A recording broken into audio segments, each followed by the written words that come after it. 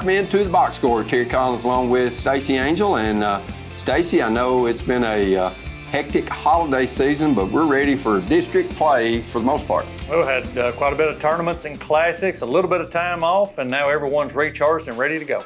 I know that when you look, our scoreboard is a little bit short of what it was because of the New Year's holiday.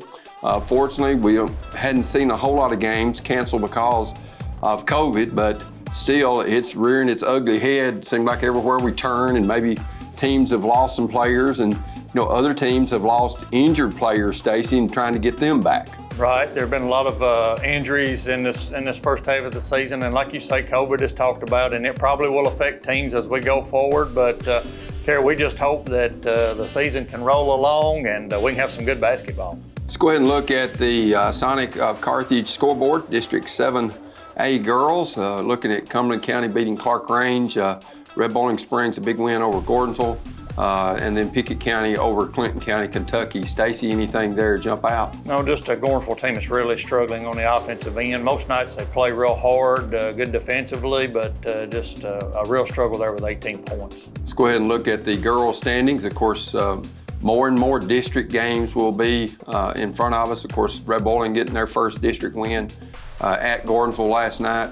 But when you look, those top four teams, Stacey, they look to be pretty locked in, in making region play.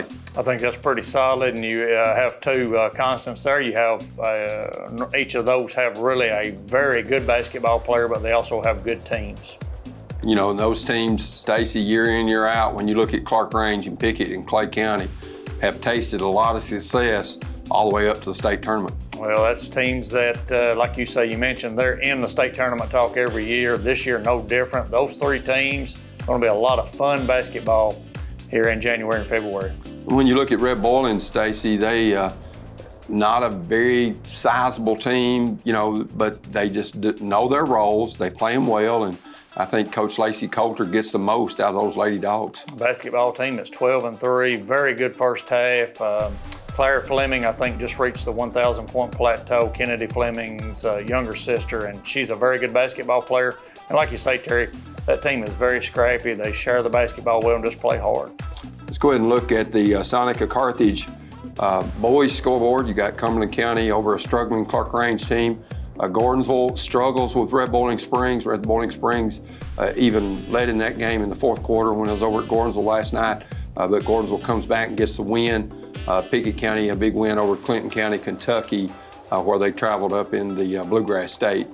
Stacey, anything jump out there? Just on the boys' side at Gordonsville, just a team that seems up and down. They score, 70, 80 points against Monterey one night and then come back struggling against Smith County the next night. So Coach Greg Beal just trying to find some consistency with his team. Of course, he lost a couple of players earlier in the week too, and we'll just have to see how that affects them. Stacey, sometimes when it's players that you're kind of counting on,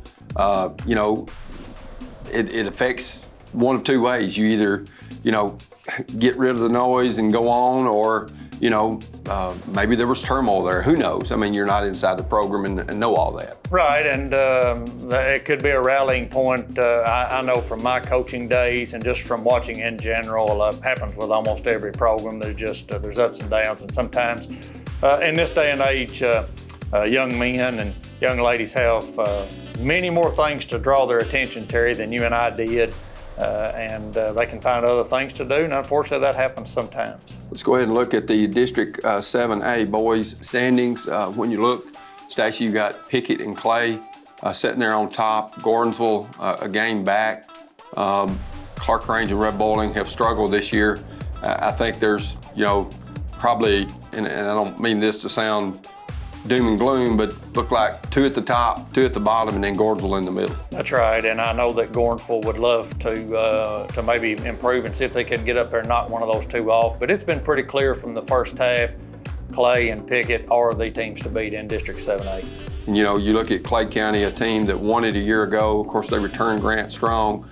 They're 8-4. They went to York and really got embarrassed. I know that in talking with Coach Edwards after that, he told his team, hey, we've got to come out and play defense every night. I think they gave up 94 points in that ball game when they went to Jamestown. And, that defense will travel, Stacey. I don't care whether you get a game in the 50s or if you get a game in the 70s, if you play good, solid defense, then that is going to be kind of a thrusting board for your team to maybe when it's not hitting its shots to win some games that maybe you otherwise couldn't. Yeah, there's no doubt about that. And Coach Rob Edwards has been around a long time, and he's done an outstanding job with that Clay County program. And I know that he understands how to push the right buttons. But Terry, like you say, just each of these teams, they've had time to look at their rosters and kind of move people around, see what they want to do. And now we head into the meat of the district schedule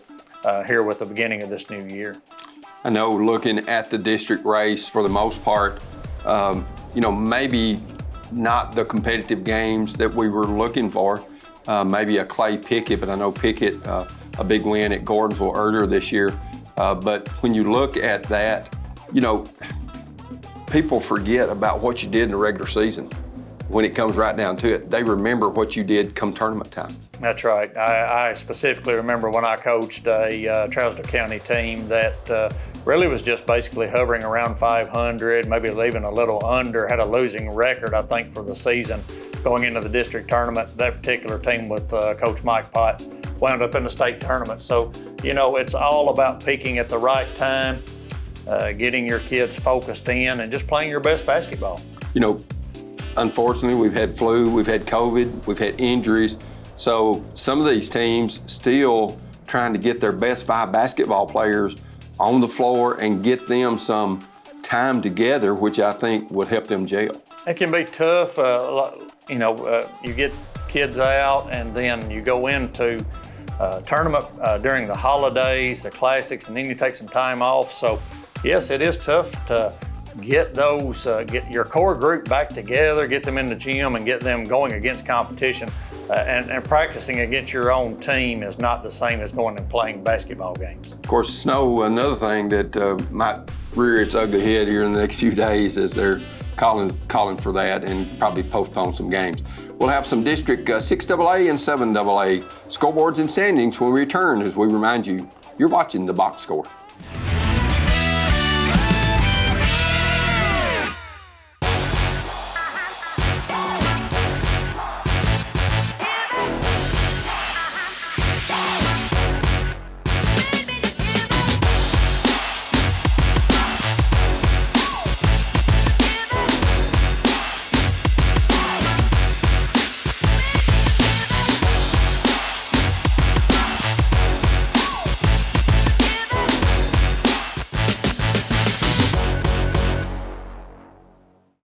What is UC EMC Strong? It's local people. It's local power. Delivering safe, reliable electricity to homes and businesses in the Upper Cumberland is our mission. Getting you back in the game with no time out is our goal. It's been a tough season. Our community has met many challenges, but we're emerging stronger than ever because we're on your team. Upper Cumberland Electric Membership Corporation. We're in this together. How do you know you're in a community, not just a town? Well, strangers smile as they walk by. They refill your coffee without you asking. And when you ask directions, people offer to walk you there. Communities give more. The way you know when you walk into First Bank that you are in a real community bank. Great products, direct access to your local bankers, and relationships that can last a lifetime. Don't just have an account. Have a community with First Bank. Member FDIC. Nearstar Middle Tennessee Mines in Gordonsville is hiring. We have open positions for maintenance technicians, maintenance trainer, electricians, entry-level miners, mill operators, mill technicians, infill drillers, and other amazing opportunities. We offer competitive wages, excellent benefits, PTO, holiday pay, exceptional 401k, and much more. Make the most of your future and your career. Join the excellent team at Nearstar Middle Tennessee Mines in Gordonsville. Liberty State Bank's debit MasterCards are now available with the names and mascots of our local schools printed right on the front of your card. With every non-PIN transaction, Liberty State Bank will donate 5 cents to the school system on your card. It's easy to show your school spirit and raise some extra money for your school at the same time. Show your school pride. Liberty State Bank, a branch of Citizens Bank of Lafayette. Equal housing lender, member FDIC. At DTC, we're proud to provide the communication and entertainment services you need to get the most from today's technology. For a limited time, get 1 month free when you add or upgrade internet with us. Fly at the speed the internet intended you to. Get the technology you want, backed by local customer service from neighbors you know and trust. DTC Communications, your total communications provider.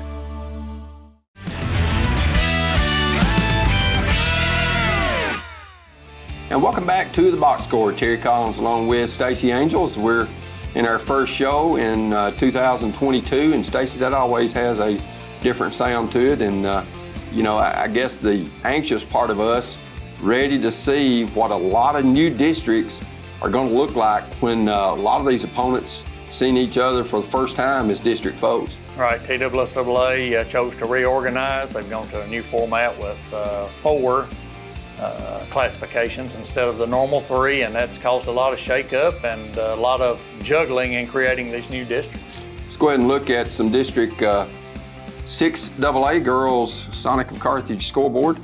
Kind of a light night, I guess you'd say, on Tuesday night. I know Smith County didn't play. They play on Thursday and Friday of this week. You look at Moore County getting the win over Cannon County 60-54, and then Forest over Watertown 45-32. Watertown girls at times have really struggled, Stacey, scoring. And when you look at Cannon County, another close loss for head coach Ashley Patrick. Right, and we found out that Bella Pelham didn't play in that game, and they came up on the short end there against Moore. But a team that I've kind of followed their scores. They've played lost a lot of close basketball games. I'm anxious to see what they do in District 6AA. It's going to be very, very interesting. Let's go ahead and look at the girls' standings. Westmoreland sitting there. I think Stacey and I have kind of made them the preseason district favorite. They're sitting there at 11-3, play a very, very tough district. Smith County sitting there at 10-5, Cannon at 7-6, Watertown at 9-6. All these teams, Stacey, above 500 and have played some pretty good competition. I think that's the thing you see. Like we said, especially Westmoreland has really gone out of their way to try to find tougher opponents to see if they couldn't get ready for the district slate. A Smith County team that's really played some good basketball. They lost a game or 2 in a tournament, I believe in Kentucky, but we'll see how they go. Cannon team and Watertown there, as you said, each team with a winning record in the first half of the season. Let's go ahead and look at the Sonic of Carthage District 6AA boys scoreboard. Of course, Moore County, the big win over Cannon County. I think that game down in Lynchburg. Gus Davenport, a big night, 52 points. Also became the all-time leading scorer in Cannon County Lions basketball history. And then Forest, a close victory over Watertown, 48-45. Matt Bradshaw's team is there. It seems like night in, night out on the defensive end, but they've struggled offensively at times. Yeah, it looks like that by his scores that Coach Bradshaw's really probably slowed the tempo some this year. I haven't had a chance to see them play, but it looks like they're slowing the tempo. He realizes he doesn't have the firepower on the offensive end. Good basketball coach, and I think he will find a way to steal some games in the district this year. Let's go ahead and look at the 6AA boys standings. Of course, everybody looking at that first district game, Stacey, that's coming up on Friday night when Smith County travels over to Cannon County. Smith County sitting there at 11-4. They went 1-2, had 2 overtime games in the tournament up in Kentucky, and also lost to the host Somerset. They beat Cincinnati-Aiken, Ohio in double overtime. Cannon County, Stacey and Coach Jason Knowles have suffered a lot of close losses. They really have. I think if you look at their schedule, they've played up a little bit in competition, and I know that they just got a senior player maybe back from injury. So as you and I have talked, staying injury-free, staying away from the COVID bug, maybe just the general flu, those things are going to be key. And when you're talking about just a 6-game district, every game is crucial, and I'm sure none more important to Coach Knowles and his squad than that one Friday night where they're playing at home against the Smith County Owls. You know, when you look at, we've never seen or been involved with a district with this few teams, Stacey. So, you take 3 home and 3 away. one game could make you go from second, maybe to even fourth in a very balanced district. Yeah, there's no doubt. I think when you're looking at it this way, and I think just in speaking with coaches, they all realize the importance of every game now, where if you, in the old days where we saw an 8-team district, you had 14 games. You lose one, it just wasn't that big a percentage, but now each loss will be critical. Definitely is. Let's go ahead and look at the District 7 AAA, still getting used to saying that. Sonica Carthage girls scoreboard from last night. Livingston, a win on the road in Smithville against DeKalb. Upperman, a big win over Macon County. Upperman on a 22-0 run to start the second half. White County, a big win over Stone Memorial, and Cumberland County over Clark Range. Stacey, anything jump out there? Well, the Livingston team, I followed them through the holiday season, a very good basketball team. Looks like DeKalb played them at least close there, so that's good for Coach Fish and his squad. And then White County with a big win against a good Stone Memorial team that is really, in this new district, going to have to fight for its life.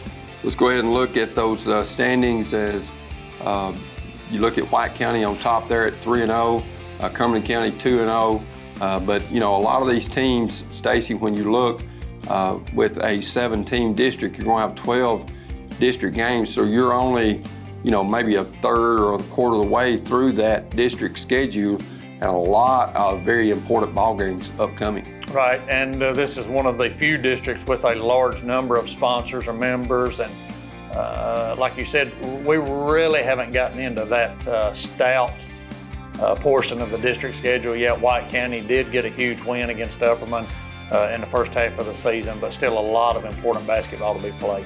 White County went out to the Cactus Jam and played some top 50 teams in the nation. Upperman also on the road, going to a big tournament. But you look at Upperman, Livingston, and White County, 3 teams that have a great chance to be ranked when those AAA rankings come out here in another week or two. Right, and they've gone to places and really shown they're some of the better basketball teams, not only in the state of Tennessee, but in the United States, is how they stack up against other competitions. So I'm very excited, Terry, to see how this girls' district unfolds here in the new season, new year. The success that these teams have, Stacey, when they go to these other states, just tells you about the strength of basketball in the Upper Cumberland. We've seen that now for a few years, especially with the girls' side, and what we've really seen is just an uptick in coaches coming to this area, recruiting these young ladies, and I think that's good. And then you've got programs like Middle Tennessee State that's just really making a heyday using these players that we've seen watch play in the Upper Cumberland. Definitely have. Let's go ahead and look at the Sonica Carthage District 7 AA boys scoreboard. That was a great game in Smithville. Goes to overtime. DeKalb, in fact, was down 6 to Livingston there in the final minute and a half. Battled back, tight. Livingston had the ball at the end, couldn't get the shot at the end of regulation. They get a big 3 and wind up winning that game 63-61. DeKalb had the final possession, but couldn't get shot off, the best I could hear from the radio, and lose that game in overtime 63-61.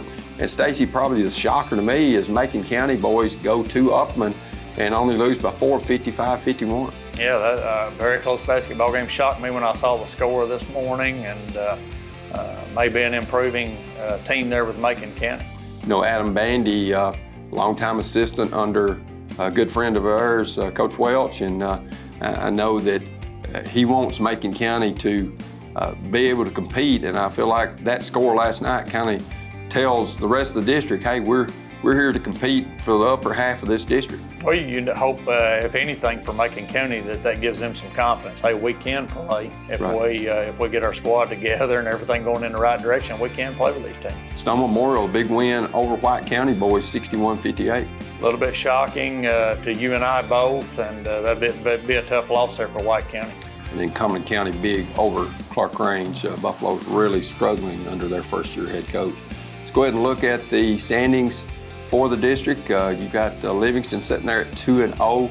The overall record, Stacey, of none of these teams are that great, but their competition that they've played, they've really stepped up and played a lot of tough competition has District 7 AA's boys.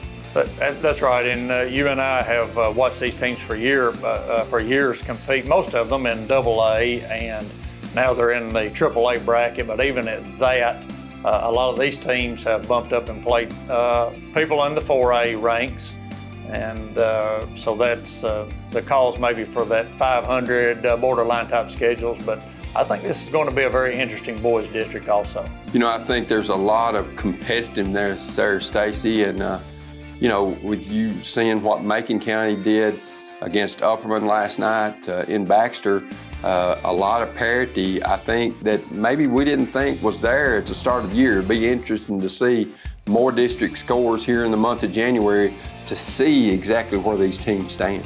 Right, and the thing that I see with those teams is they each lack some consistency. There will be a night where a team will score 70, 80 points, and then the next night you turn around and they're in the 40s and 50s. So each of those coaches looking for consistency as we go into the district schedule. Stacey, when you look at this district, 7 teams, one of the larger districts in the state of Tennessee, so that means you've got to try to finish in that top 4 and make the region. And you know, these games now affect seeding directly each night out. Right, and you take like DeKalb, lost that game against Livingston last night. I know Coach Sanders disappointed in that, but each one very critical. And we'll have more of the box score. We've got a couple of interviews, one with head coach Jason Knowles and also Ashley Picket, both of them from Cannon County, when we return as we remind you you're watching the box score.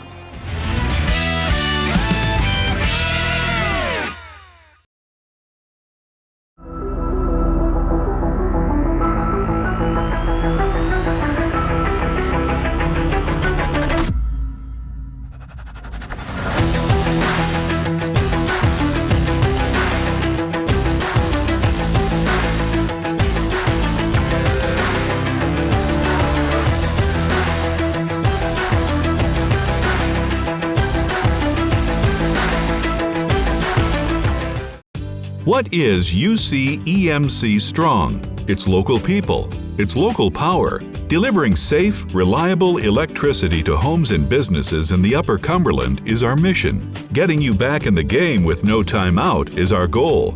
It's been a tough season. Our community has met many challenges, but we're emerging stronger than ever because we're on your team. Upper Cumberland Electric Membership Corporation. We're in this together. How do you know you're in a community, not just a town? Well, strangers smile as they walk by. They refill your coffee without you asking. And when you ask directions, people offer to walk you there. Communities give more. The way you know when you walk into First Bank that you are in a real community bank. Great products, direct access to your local bankers, and relationships that can last a lifetime. Don't just have an account. Have a community with First Bank. Member FDIC.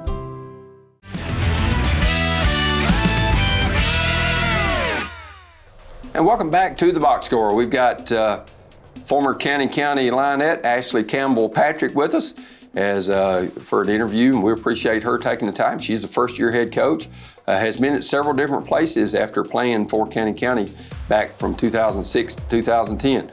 And Coach Patrick, appreciate you joining us. Coach, I know you've got to be excited. Your first year as a head coach there at your alma mater. You got to be excited about returning to where you played for 4 years. Yeah, I am pretty excited about it. There's been a lot of change since I was here as a player. But, you know, it's been a while. It seems like, you know, you get out and then time just goes by faster and faster. But what I wanted to come in and do was kind of just change the culture and kind of take it back to where it used to be.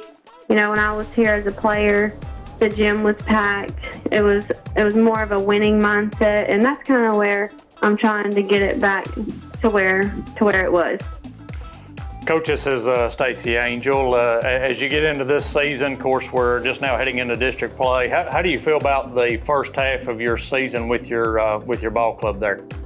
The first half, how I explained it to my girls before last night's game was that we were kind of using that to give everybody an opportunity for us to figure out who the 7 or 8 players that we're going to take into the district games, the ones that matter, Just really looking at who would be our coming off the bench and who would be running most of the game with us. And so you probably saw 10 to 12 players playing the first half of the year, and what we're trying to do now is cut that down to 7 or 8. And so we really gave a lot of opportunity in the first of the year, but now we're looking, since it's district time, we really need to cut that down, and we're looking to who's going to help us get those wins. Coach, when you look at your team, a lot of players we saw play a year ago. I know they struggled, lost a ton of close ball games. I know that as a first-year head coach, you know, it's good to have that experience back, but when you try to change that culture, does it seem like your girls has kind of bought into that? I'll be honest, and I think they're doing a great job buying into it. As you know and I know, you can't change a culture in 6 months. Sometimes I've seen it take years for people to change that. But considering what I saw last year, I saw 5 to 10 individuals playing a game. And we come in, we talked about how you can't do that. It's a team game. It's not a me game. So that's really what's been our focus, is creating that, not just being friends on the court, but being friends off the court, because I feel like that has a lot to do with it. So we've really encouraged a lot of team bonding and high-fiving and cheering each other on, even when you're on the bench. And I just think that'll come, and I think they're doing a great job with it so far. Coach, when you look at this year's team, I know that a lot of those players that got experience a year ago, you know, maybe made some mistakes. And it looked like a lot of times when they made those mistakes, their confidence got down. And I know as a coach, you have to be, I guess, a cheerleader or somebody that kind of gets them back up where they don't say, oh no, here we go again. Because if I remember right, I think they were winless in the district a year ago, but we're in a lot of close games where, you know, they maybe could have won some games if they'd had just a bit of confidence, I felt like. Yeah, last year they're telling me the guards weren't allowed to shoot the ball. You know, they had a lot of, there were no one even guarding them, and they weren't allowed to shoot the ball. It had to be forced inside.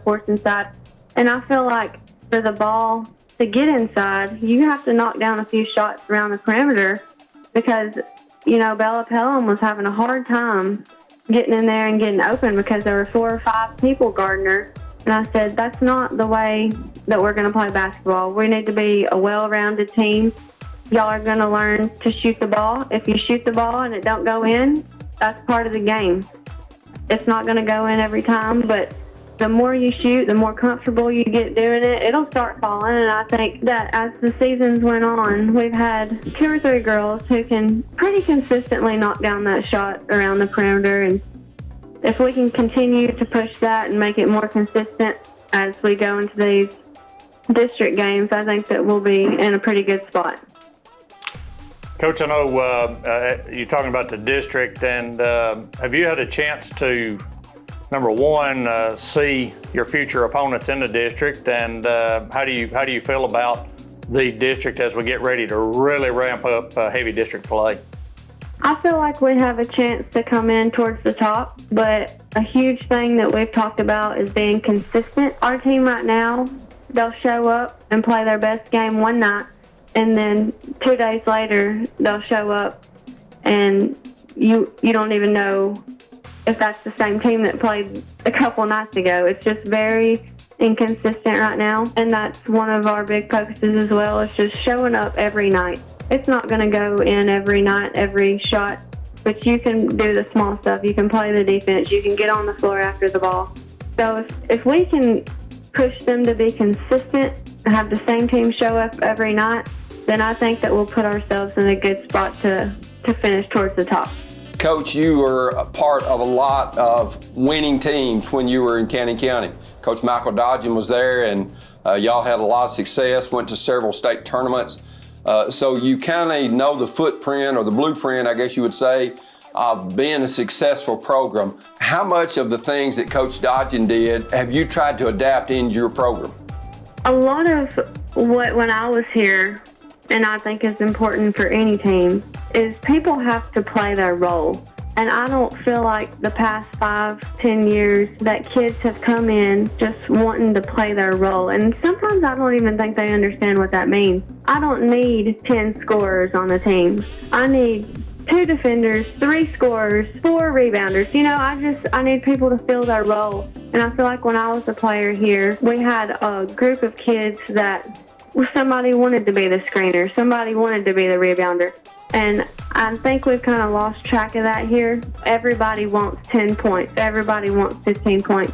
And that's not exactly how you know, everybody's got to put a few points on the board, but we don't just need scorers. We need rebounders. We need defenders. We need different things. And I've explained that, and we're just trying to fill ourselves into our roles. And I'm like, if you're a good passer, be a good passer. Have 10 assists. Falling into your role is one of the main things that I think when I was here with Dodgen, we filled those roles, and we're trying to get that back here to where everybody knows what their role is. I guess the one thing that Michael Dodgen's teams always did was peak in January and February and then play their best basketball when it came to tournament. And a lot of times maybe Cannon would be a 3 or a 4 seed, but they'd knock off a 1 or 2 seed in the district semifinals or region semifinals to get on to the sub-state or state or whatever was that next role. And I know as a coach, that's easier said than done, but I think with your first year head coach, I know that's something that you would like for your team to do as well. Everybody's hoping for their team to play their best basketball and towards the end of the season, February. But they know I have confidence in them, and I think that's where it starts, is it starts at the top. Every night, I feel like it's a game that we can win.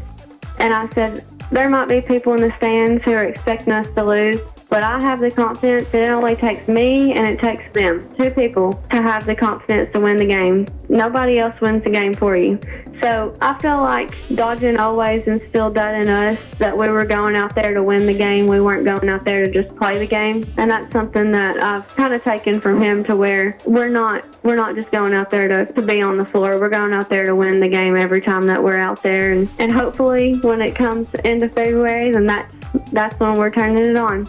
Coach, when you look at this year's team, and you know, last year Bella Pelham, there was games where we had her on our DTC game of the week where she would have maybe 21, 22 points, 10, 12 rebounds, 5 or 6 blocks, had some great ball games when she stayed out of foul trouble. And she's done a pretty good job this year of doing that. And that's a lot of times easier said than done, because she was asked to do so much. A lot of times your guards would break down and, you know, get penetration to where put her in a bad situation to make her commit that foul. But her staying on the floor was vital for Cannon County to be competitive. And I know with her size, and she moves so well to be the size that she has for a post, I know that's something that, you know, that you're looking to take advantage of.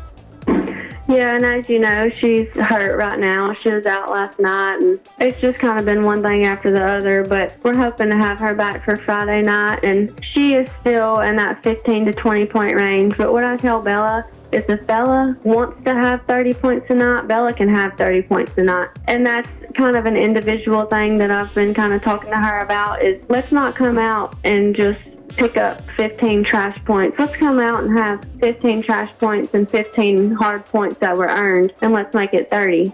I feel like we have 2 or 3 that are pretty consistent on the 10-point roll. You know, you never know which ones. They'll end up with 10, 8 surrounding Bella, which is pretty good for this year, because they definitely didn't have that last year. I think that's why our games have been so close. So many of them have been pretty close games. I just think that once we get to the end of the game, last year the games weren't that close. So they don't know how to finish a game.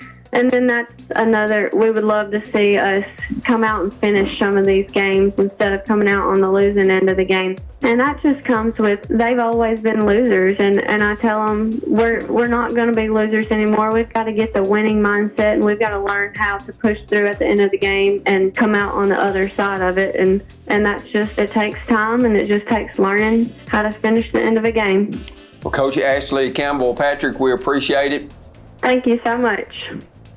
Thank you, Coach Patrick, for visiting with us as her Cannon County team ready to lock horns with Smith County on Friday night over in Woodbury. That is weather permitting, Stacey Angel, as hopefully, the snow will be out of here, but that's something this time of year that, they're calling for, and with the temperatures like they are, who knows, we may not play a game this week. That's right, may not, but it's early, so we have time for makeup. And we'll have more as we remind you, you're watching the Box Score. Nearstar Middle Tennessee Mines in Gordonsville is hiring. We have open positions for maintenance technicians, maintenance trainer, electricians, entry-level miners, mill operators, mill technicians, infill drillers, and other amazing opportunities. We offer competitive wages, excellent benefits, PTO, holiday pay, exceptional 401k, and much more. Make the most of your future and your career. Join the excellent team at Nearstar Middle Tennessee Mines in Gordonsville. With Liberty State Bank's Card Cash program, you can earn cash back every time you use your Liberty State Bank debit card. Make your dollars stretch further with Card Cash from Liberty State Bank. Card Cash is absolutely free to sign up for, so stop by Liberty State Bank today for details. Terms and conditions apply. Liberty State Bank, a branch of Citizens Bank of Lafayette. Equal housing lender, member FDIC. Here's normal internet speed. Here's the gig difference. Average speed, gig. Not enough speed, gig speed. With gig internet from DTC, everything's different. Video streaming is a breeze. Music and photos fly. And gaming gets real with no data limits. That's the gig difference. Call or visit DTC online and get your gig today.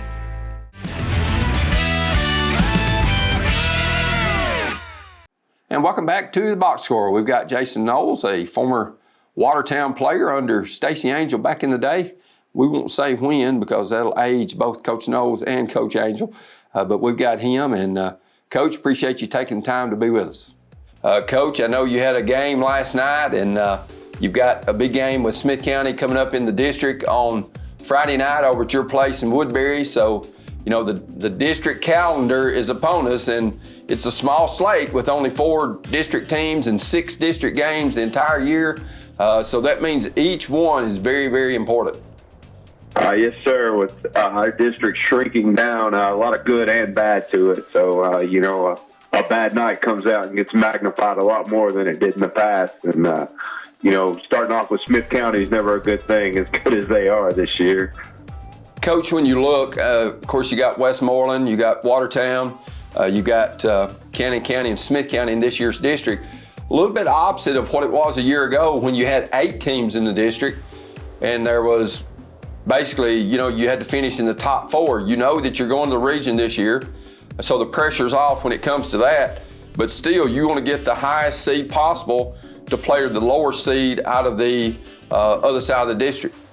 Yes, sir. You definitely don't want to go for an opening round region match at York or at Jackson County.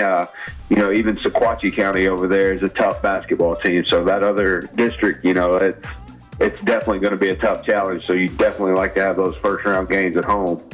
Coach, this is Stacey Angel, and as your former high school coach, I'd like to say I'm proud of you, and you're doing a good job over at Cannon. Tell me what you think. I haven't seen your team this year, but keep up with the scores. Where do you think you are right now as you get ready to head into this district schedule? Tell me a little bit about how you thought the first part of your season went. We're still just struggling to find an identity. We just got a kid back from injury and got him back rolling a senior his first game last night. And, it's rusty for us just trying to find our dynamic with him back on the floor. We had a lot of ups and downs there early on, some big wins, and, we lost 5 games by 1 point there. So our record may not indicate how good we are, but we played some pretty solid basketball. Gus Davenport's averaging 33 points a game right now. He had a big night for us last night, scoring 52, and night in, night out, he's going to be tough to guard. So that always makes us a tough team. And I know nobody wants to have to see Gus every night. Coach, you played 2 really close games with the Cab. I know you lost by 1 at home and then lost in overtime on the road. But it seems like that, losing those close games sometimes that builds character. And I know that you're hoping that you can overcome maybe some of the flaws you had earlier in the season. And when you're in that close game later in the year, that you've learned from those maybe mistakes or things that you didn't do well down the stretch in order to get a win. Yes, sir. Those tough losses, they always build a lot of character.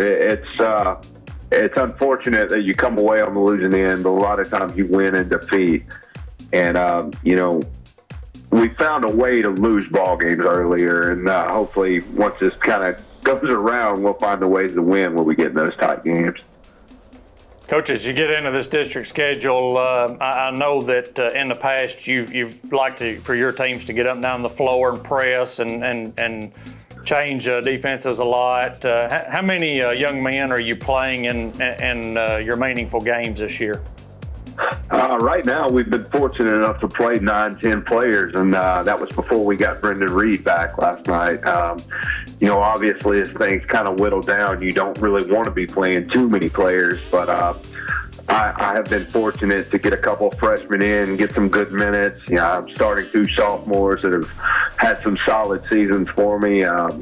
But I'd like to get it down to 8 or 9 kids and really, like you said, just keep the tempo going and press and get our guys running and get up and down the floor quick. Coach, when you look at Davenport, he's had a fabulous career. He's now the all-time leading scorer at County High School. But a kid, Coach, that can do so many things. He can drive to the bucket. He can go right. He can go left. He can shoot the 3. But I know as maybe a teammate that you got to make sure that you're involved in the offense and not just Gus watching, because when I go to watch him play, it's hard not just to watch Gus Davenport and the talent he has, Coach. And I know that's maybe something you've had to preach to your team to say, hey, we've got to get in there and we've got to help him all we can because each night out, the other team's defense is loaded to try to slow him down. Yeah, and you're starting to find if these other guys don't do their job, we're not going to win ball games. And I've been preaching that all season, and just like last night, Gus scores 52 and the rest of the team has 12 and we're unable to capitalize on it. And,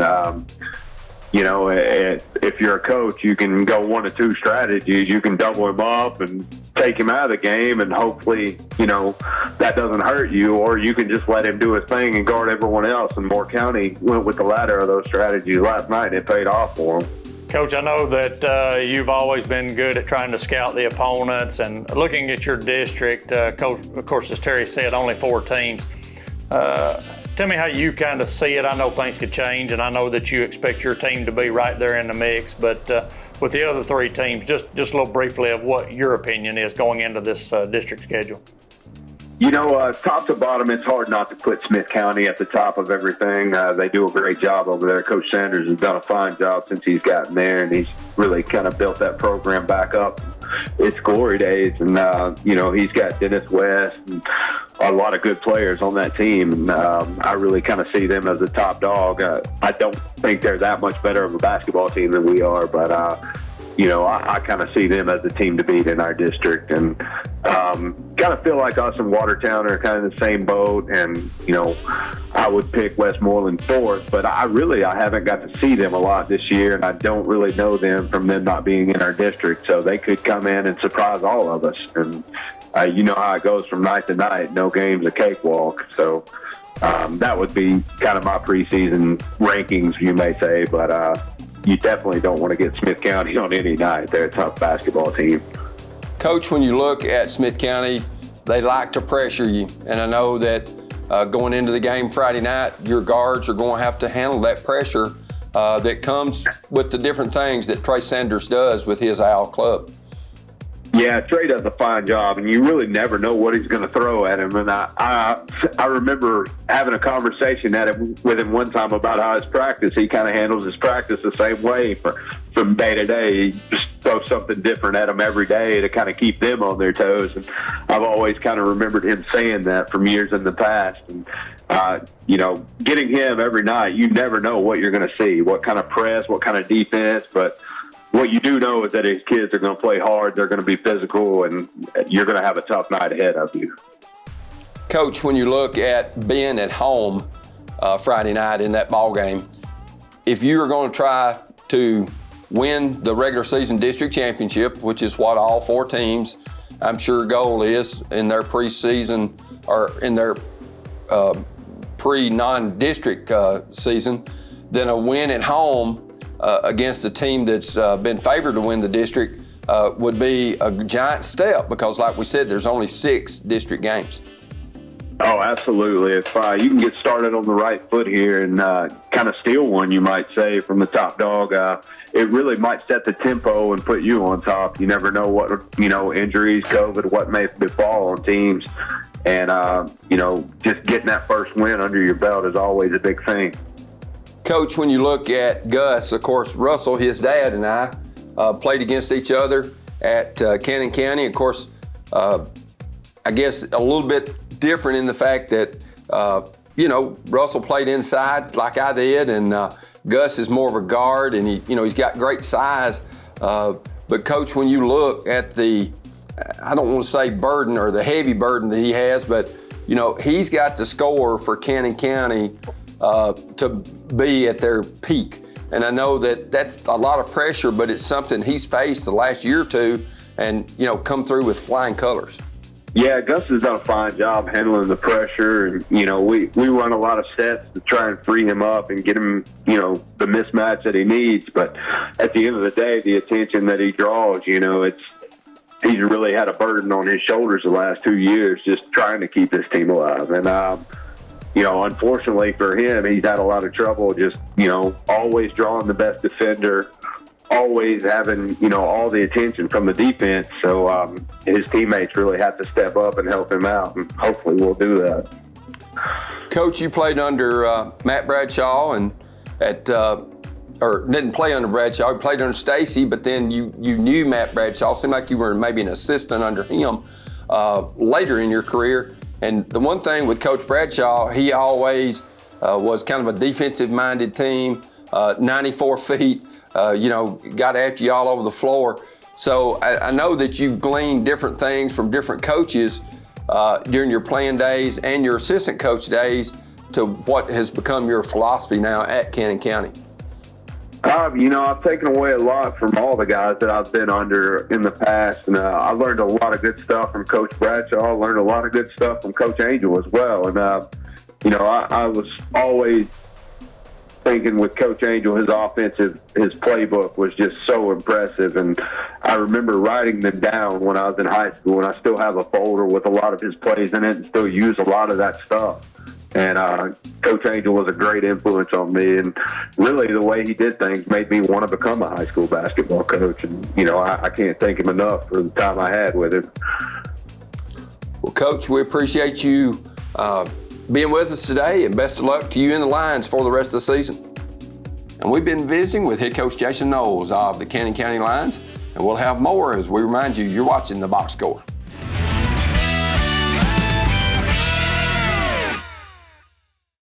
If you're a commercial driver looking for a company to call home, Huff and Puff Trucking is the company for you. Our employees are professional and dedicated individuals that take pride in what they do. We offer an outstanding pay package with a dispatch structure that maximizes your home time. To learn more about a company that knows you by name and treats you like family, call us at 1-800-965-5033 or visit our website at huffpufftrucking.com. What is UC EMC Strong? It's local people. It's local power. Delivering safe, reliable electricity to homes and businesses in the Upper Cumberland is our mission. Getting you back in the game with no time out is our goal. It's been a tough season. Our community has met many challenges, but we're emerging stronger than ever because we're on your team. Upper Cumberland Electric Membership Corporation. We're in this together. How do you know you're in a community, not just a town? Well, strangers smile as they walk by. They refill your coffee without you asking. And when you ask directions, people offer to walk you there. Communities give more. The way you know when you walk into First Bank that you are in a real community bank. Great products, direct access to your local bankers, and relationships that can last a lifetime. Don't just have an account. Have a community with First Bank. Member FDIC.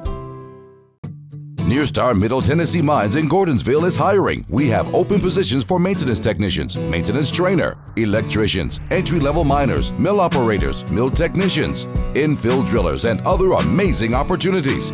We offer competitive wages, excellent benefits, PTO, holiday pay, exceptional 401k, and much more. Make the most of your future and your career. Join the excellent team at Nearstar Middle Tennessee Mines in Gordonsville. Liberty State Bank's debit MasterCards are now available with the names and mascots of our local schools printed right on the front of your card. With every non-PIN transaction, Liberty State Bank will donate 5 cents to the school system on your card. It's easy to show your school spirit and raise some extra money for your school at the same time. Show your school pride. Liberty State Bank, a branch of Citizens Bank of Lafayette. Equal housing lender, member FDIC.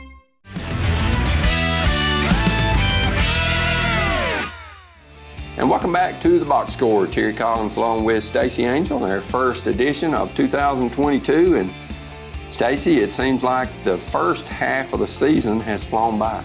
Really did, as did 2021, Terry. A lot of adversity, but we made it all through and ready to see what 2022 holds in store for us. You know, a few teams, some of your larger districts have played district games, but you take District 6 AA, which you and I are familiar with, one that Smith County's in. No district games have been played yet.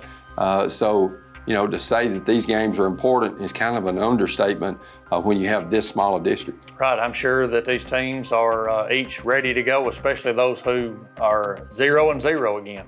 Let's go ahead and look at the District 7A upcoming games. First, Clay County at Picket County.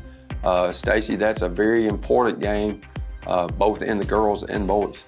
Well, we look at that, and you and I kind of, in our prognostication, think that those are the two top teams, maybe on each boys and girls side this year. So a huge game to start off that slate at Picket County. And Red Boiling Springs makes the long trip to Clark Range, and the way Red Boiling Springs girls are playing right now, Stacey, they've got a shot maybe at Clark Range. You've got a Clark Range team that's probably by their standards down just a little bit, still a team to be reckoned with, but Red Boiling Springs may be able to give them a little bit of a game up there.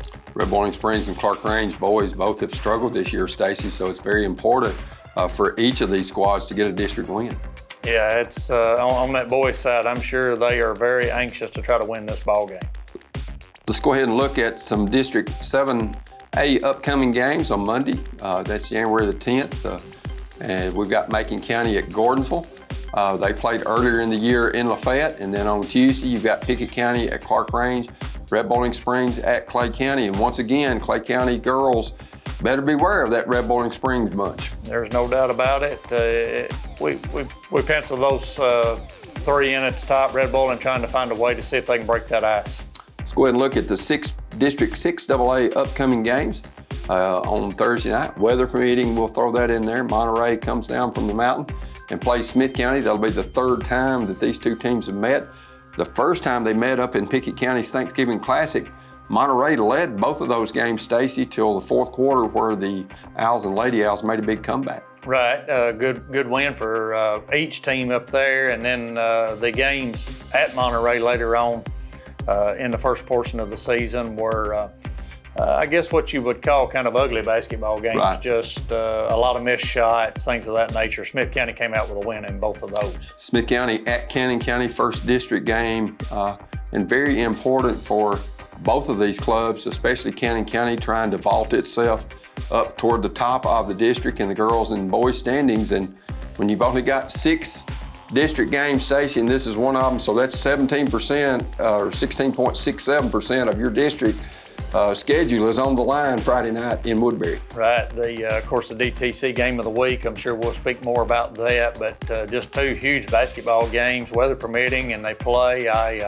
I had to make my way over there, I believe. And Watertown, Westmoreland, also very important. When you look at that boys game, two teams that are right now kind of considered in the bottom half. Watertown, Coach Bradshaw keep trying to make strides, but I'm sure he's anxious to try to win that game. Westmoreland girls, very good basketball team, be a tough challenge for the Watertown girls there. All right, let's go ahead and look at some more upcoming games ahead on Monday. Out of District 6 AA, you got Westmoreland traveling down to Trowster County, Sequatchie at Cannon, Watertown at DeKalb. Of course, that's Sequatchie County, a team, Stacey, that's in District 5 AA, and a team that Cannon could seed later in the season in the region tournament. Right, and they typically play 2 times each year, kind of close proximity, but a game to give you a measure when you see how you stack up against a team from the opposite region. And of course, as you said, with us being a 4-team district and 6AA, all 4 teams guaranteed to make the region, so you're kind of already prepping for games down the road. Watertown at DeKalb, and Stacey, that's developed into quite a rivalry through the years. Really has. When I coached at Watertown, wasn't much of one. We played some on and off, but now they're consistently playing in football and basketball and really every sport. And Watertown has got wins and really improved that rivalry there. And it'll be a big rivalry and an exciting game in DeKalb County there on Tuesday night. Look at District 7 AAA upcoming games. You got Macon at DeKalb, Upperman at Stone Memorial, White County at Cookeville. Of course, that's not a district game, Stacey, but quite a rivalry between the Warriors, Lady Warriors, and then Cookeville girls still undefeated. They have an outstanding team, and Coach Gillis has just really done an outstanding job with that girls basketball program from where they've come just a few years ago to being 17-0, I think I saw this morning, and will be ranked when the rankings come out. Cumberland County at Livingston as well. So some big rivalry games, Stacey, on the slate right there. Well, I look at that, and that's just classic, what you would call Upper Cumberland basketball, Terry, right there. Of course, White County, Coach Dodgen looking to go to give Cookeville their first loss of the season. I think Cookeville's already won against White County once, if my memory serves me correctly. Yes, they did. Let's go ahead and look at some more upcoming games in the district. Macon County, they're in 7 AAA. Of course, Gordonsville down in the single A ranks at District 7A, but they play each other.